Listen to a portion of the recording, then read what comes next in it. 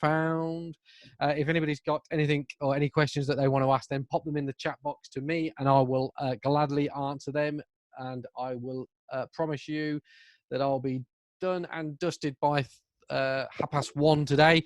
That's the end of the coffee and chat section. So if anybody wants to disappear, then please feel free, and no love lost.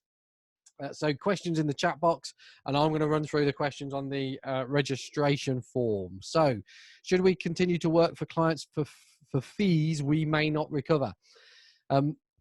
I can argue this both ways. I'll tell you what we are doing. So we are continuing to work for customers that are in financial difficulty and have always done this. So this is not necessarily just a COVID-19 thing. We've done this for donkey's years in order for them to feel supported. So we're all about inspiring, challenging, and supporting business owners and their teams to be the very best they want to be. So if they need us, especially if they've been a customer for a long time, then we will look after them, even if we don't think we're going to get paid. So treat it as a charity type process, sharing it into the community. However, I know lots of other accountants that as soon as the first direct debit stops, they stop. Probably wouldn't do payroll, and we probably wouldn't do any more bookkeeping, but the support aspect of it, if they need help with a liquidator or something like that, then we will gladly do that and help them. Thank you, Deepak. And I've just answered your question as well, Deepak. So that was just perfect timing. When will the money run out? Your guess is as good as mine on that. Although I did hear yesterday that they're talking about changing the furloughing. So I think they've been a bit surprised about how many people have taken the furloughing up. And the two things is, one, extending it, but on a reduced amount to the end of September. And secondly, allowing people to work part-time. How we manage the logistics of that, if we've got people working part of the time and part furlough, I've got no idea, but it will be good fun.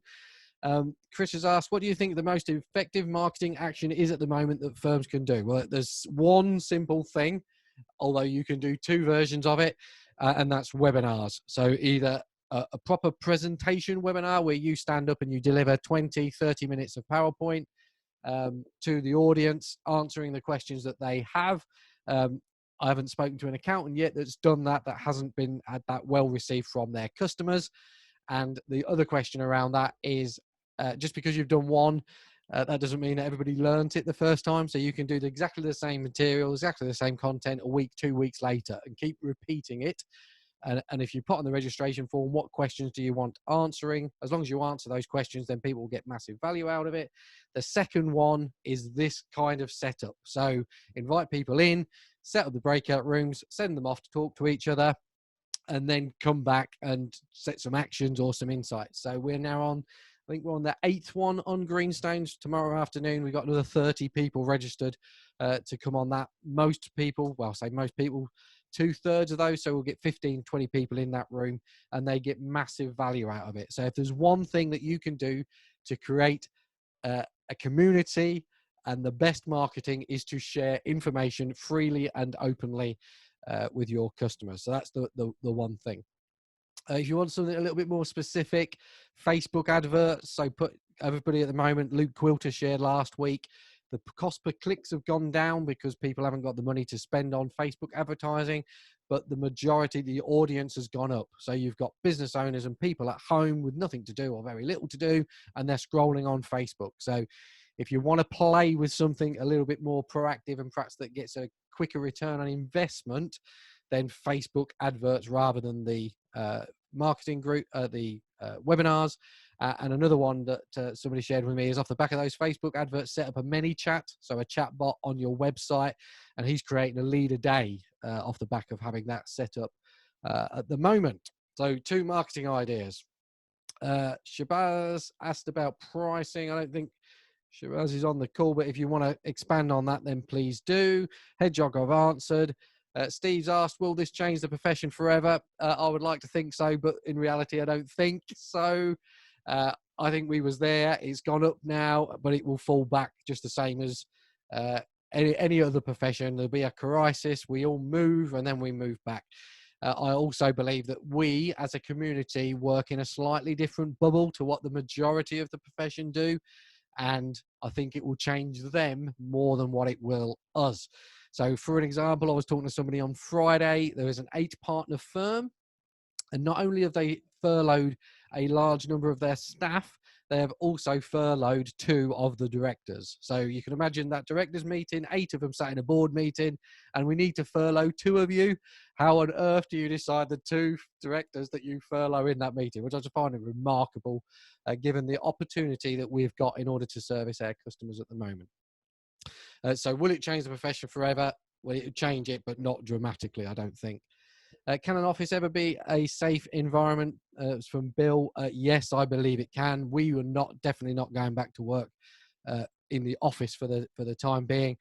You make it as safe as you feel comfortable with. So gloves, goggles, face masks, etc., etc.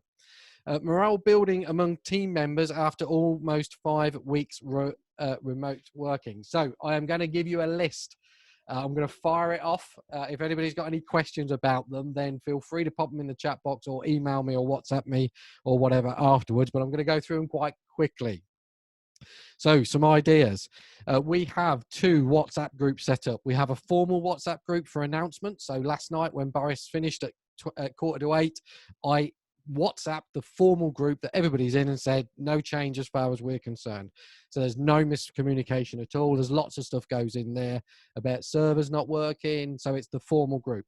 We also have a informal group, which for me is brilliant. So in that group, they post things like videos, memes, jokes, etc., etc. So if I'm feeling down, I will go to that group to look at the jokes.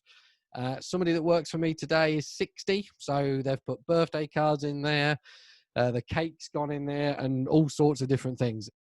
Occasionally it gets a bit frustrating because you turn on your phone and you think, blimey, there's 53 messages on there just in that group. How am I going to get through that lot? But generally speaking, it is good fun. So if you've not got a WhatsApp group or 2 WhatsApp groups, I'll heartily recommend that. If you've got a team on Facebook group, although that gets less traction because the WhatsApp group is more instant. Prizes. So create a weekly competition. And you can do all sorts of things around this. The bog standard quiz, which you'll have seen lots of people do. Set up a phrase bingo. So if you're talking to somebody and they say, can you hear me yet? Or can you see me? Or the dog's just walked in, or whatever it is. And the more times you spot people using those phrases or failing to turn on the audio, then you win points. And the person with the most points at the end of the week gets a crunchy bar or whatever it is. And it goes on. We've got a thing, points make prizes, an old Bruce Forsyth thing that sets that off. Another similar thing is they pick a playlist. So in Teams, we use MS Teams or Yammer. They create, so each day somebody picks a topic. So today it's Leanne Stevens' birthday. So they are coming up with singers or songs that contain the word Stevens or Leanne. And then at the end of the day, they pick the best song. And at the end of the week, there is a 5-song playlist that everybody listens to. And again, some of them, we had Mr. Blobby and all sorts of stuff over the weeks. Funniest job that came from. But anyway, so you come up with a playlist and then everybody listens to it, and it provokes a conversation. Somebody introduced to me on Saturday an app called Karma that can go in MS Teams that helps you reward people, and it kind of works on the prizes thing and a points thing. So I've not used it. We've not used that, but he was passionate about Karma, so you might want to have a look at how that app integrates with MS Teams. Also works with Slack as well. Karma playlists, daily check-ins in the morning, 9:15, 9:30, whatever it is. Everybody gets on a call, quickly shares what it is that they're doing, and you can do that at the end of the day. A chap called Chris Gunn, again on Saturday, shared with me some things that he's doing with his team. They meet every lunchtime. There was some bog standard stuff in there. However, 2 that he shared that I'd not heard before is doing a group company keep fit class. So somebody leads that class. Lots of smiles. Fantastic idea. Yes. So you watch a Joe Vicks video, or you do a plank, or you meditate, or something. But somebody leads that keep fit class. And Chris's wife was French. So Chris is currently teaching his team French, and they're all on the call practicing French and the pronunciation of it, etc., etc. So again, I just thought that was a really cool idea, something different, in order to enable you to come out with a skill at the end of it.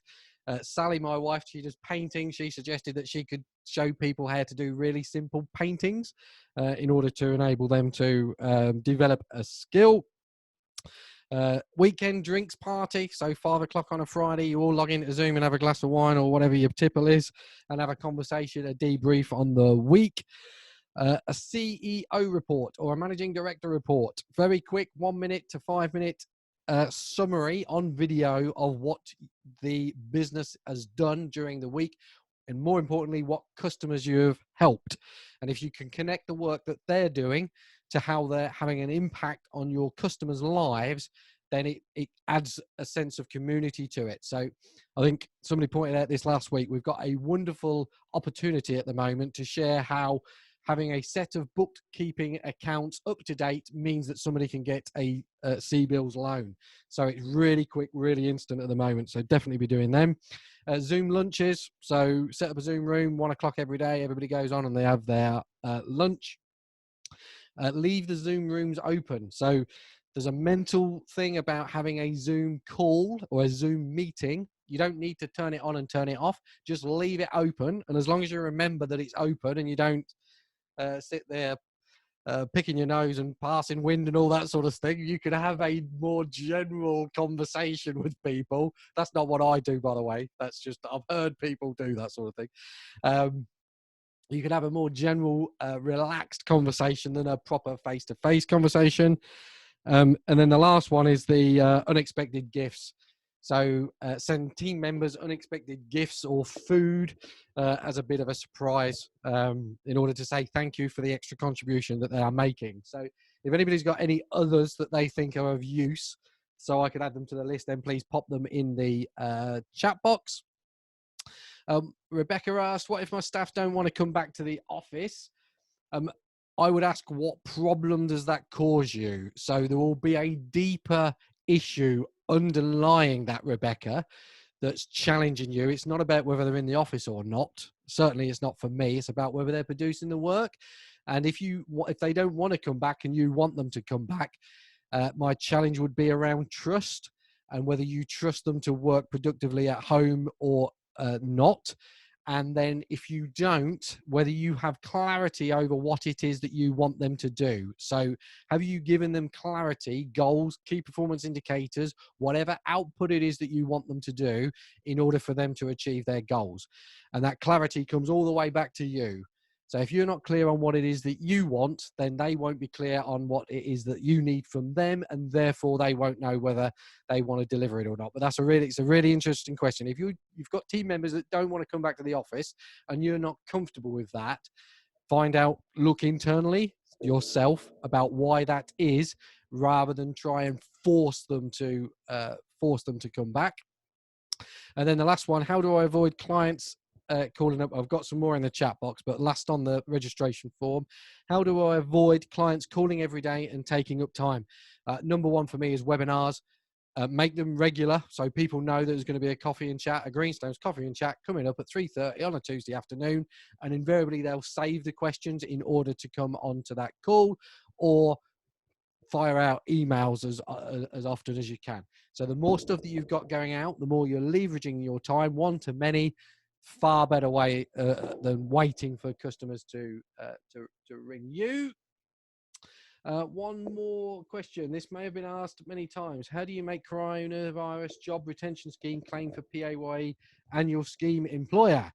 So how do you claim under the coronavirus job retention scheme if you've got an annual payroll? My understanding, unless somebody knows differently, is you currently can't without ringing the revenue and getting that added.